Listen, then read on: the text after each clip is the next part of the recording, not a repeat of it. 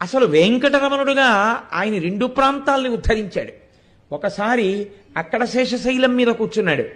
రెండవసారి ఉద్ధరించినప్పుడు గోదావరి కృష్ణ నదుల మధ్యలో ఉన్నటువంటి ప్రాంతంలో మళ్ళీ ఇంకొక శేషాచలం ఉంది. అదే ద్వారకా తిరుమల. చిన్న తిరుపతి అంటాం మనం. ఆ ద్వారకా తిరుమల క్షేత్రంలో ద్వారక మహర్షి అనబడేటటువంటి ఋషి తపస్సు చేశారు వెంకటేశ్వర స్వామి వారి యొక్క పాదదర్శనం కోసమని.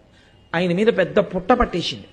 పుట్ట పడితే నువ్వు ఈ పుట్టలోనే ఉండి నా పాదములను దర్శనం చేస్తూ నా పాదములకు అర్చన చెయ్యి అని స్వయంభూమూర్తిగా ద్వారకా తిరుమలలో తనంత తాను వెలిశాడు వెంకటరమణుడు.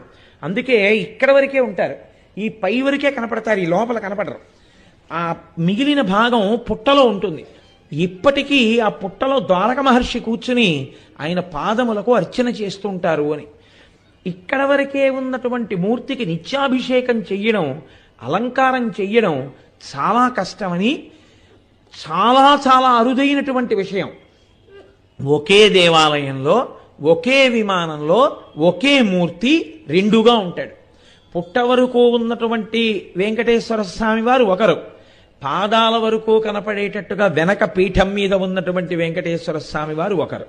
అందుకే మీరు ద్వారకా తిరుమల ఎప్పుడైనా ఫోటో చూస్తే ఇద్దరు వెంకటేశ్వర స్వామి వార్లు ఉంటారు. ఇద్దరు వెంకటేశ్వర స్వామి వార్లు ఉండడానికి కారణం అది స్వయంభూ క్షేత్రం. ద్వారక మహర్షిని అనుగ్రహించడానికి ఆయన తనంత తాను వ్యక్తమై మనకి దగ్గరలో మళ్ళీ ఇంకో తిరుపతి క్షేత్రాన్ని ఇచ్చారు.